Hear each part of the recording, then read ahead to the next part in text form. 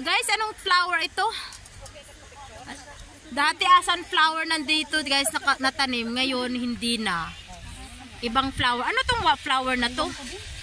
Parang maganda lang po, maganda. Hindi ko rin alam kung anong flower ito guys, oh. Hindi ko kilala. Ayan, ang araw na. Ayun, andun pa yung sa iba, oh. Yun. Dito kami muna sa red tapos sa green. Hindi ko alam kung anong bulaklak to. Tingnan nyo guys, oh. Fresh pa siya. Ewan ko kung ano, mabilis to mamamatay din eh. I-show ko yung sa likod doon. Tingnan nyo ha. Alam ko anong klaseng flowers yan. Ayan oh, ang ganda. Fresh na fresh. Yun. Lumusog na si ate. Red at saka orange. Andun sa kabila. Red. Ito naman, orange. O, diba? Ganda. Pati ang dugi-dugi. Uy. Pati si Dugi, hindi pinalagpas tong flower. Mahilig din sa flower si Dugi. Si Dugi? Lubog ko dyan.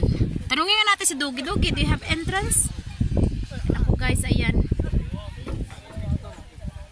Flowers guys, dito na lang guys. Oh. Ang liit na niya. Ando si na ate. Oh.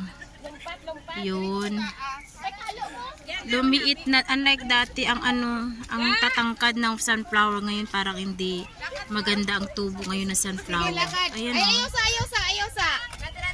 Kami lang Pilipino mahilig pumunta dito. Ayan o. Ayan ang ganda. Yan na lang siya.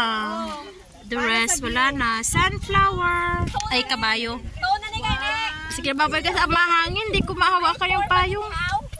Babay na babay.